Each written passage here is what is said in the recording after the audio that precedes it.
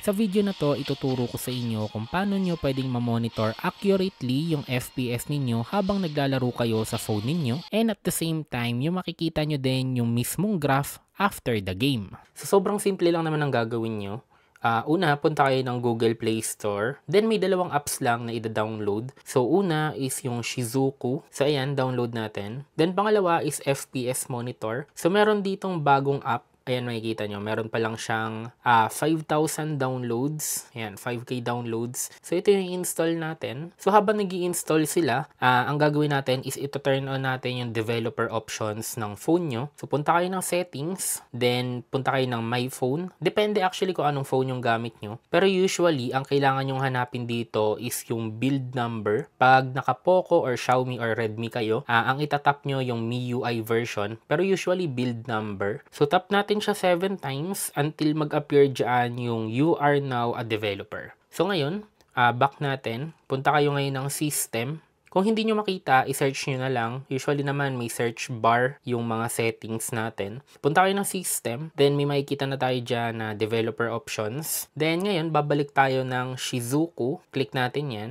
Then ang gagawin muna natin is pairing. Click nyo to notification options. Then click natin yung allow. So, medyo magiging komplikado lang yung steps ninyo pag naka Poco or Xiaomi kayo. Kasi may mga ibang kailangan pa kayong gawin. Pero for now, yung pang general muna. Kung madaming naka Xiaomi Poco sa inyo, comment down below para gagawa ako ng separate video. Pero ito yung madali lang muna, no? So after nyo ma-turn on yung notifications, i-click nyo na to, yung developer options. Then pupunta tayo ngayon ng wireless debugging. Turn on nyo yan. Click lang natin yung allow. Then click ulit natin yung wireless debugging. So may dalawang options ngayon dito, pair with QR and pair device with pairing code. So ito yung kiklik nyo. So pag kinlik nyo siya, may mag-a-appear dyan na Wi-Fi pairing code. So yun yung itatype nyo ngayon dito. So enter.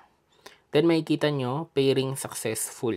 Ngayon balik kayo ng Shizuku. Then click nyo tong back button. Then click nyo yung start. So dapat ito yung mag-a-appear sa inyo. Basta nagawa nyo lahat ng tama. And may nakalagay dyan ngayon na Shizuku is running. Back natin. Punta naman kayo dito ngayon sa FPS monitor. Then makikita nyo may naka-appear na dito agad na refresh rate, latency, battery temperature. So yan, bonus na din yan. At least makikita nyo din yung mga to. So ngayon, dito sa monitor games, merong option to add game. So add natin. So ito yung mga games na in-add ko. So after that, ang gagawin nyo is pupunta kayo ngayon dito sa overlay. Then click nyo tong customize update frequency. Turn on natin tong notification permission. Then turn on nyo din yung Shizuku permission. Then click allow all the time. Tapos i-turn on nyo din tong enable stats recording. So once na nagawa nyo lahat yon, para mag-appear yung FPS monitor sa game na lalaruin ninyo, for example, Call of Duty, no? So, dito sa gilid nila makikita nyo, may parang play button dyan. So, for example, Call of Duty, click nyo yung play button. Then, may mag-appear dyan to start monitoring, please grant a permission. So, click nyo yung grant permission. Hanapin natin yung FPS monitor. Back natin. Then, click nyo ulit yung play button. So, makikita nyo starting service. Then, dito ngayon, may mag-appear na floating icon or floating window which nakalagay open game.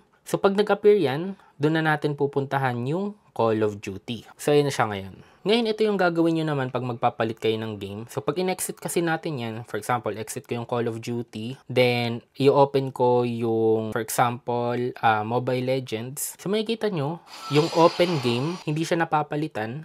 Open game pa rin yung naka-appear dyan. So, kahit bumalik tayo ng FPS monitor, then makikita nyo may Mobile Legends. Kahit i-click nyo yung Mobile Legends, ang mag-appear dyan, already running. So, exit natin yung Mobile Legends. Click natin yung play button. Still, already running yung naka-appear. So, para ma-fix yan, ang gagawin nyo is, i-click nyo yung stop dito sa force stop service. So, stop muna natin para maghinto siya sa pag-monitor ng Call of Duty. Then, dito natin babalikan yung Mobile Legends. So, ayan ulit starting service. So, pag nag-appear ulit yung open game, doon natin ngayon, pwedeng ma-monitor yung Mobile Legends. So, sobrang simple lang ng app na to. So, bagong-bago pa lang siya, pwede nyong gamitin. So, actually, meron pang mas advanced na application which kailangan nyo din gamitin yung Shizuku. Almost same lang siya dito, no, pero mas komplikado na gawin. Pero anyway, gagawan ko na lang din ng video, no. So ito yung inuna ko kasi ito yung mas bago and ito yung mas simple. So yun lang guys, sana may natutunan kayo. Don't forget to like, comment, and subscribe. Ingat kayo palagi at maraming salamat.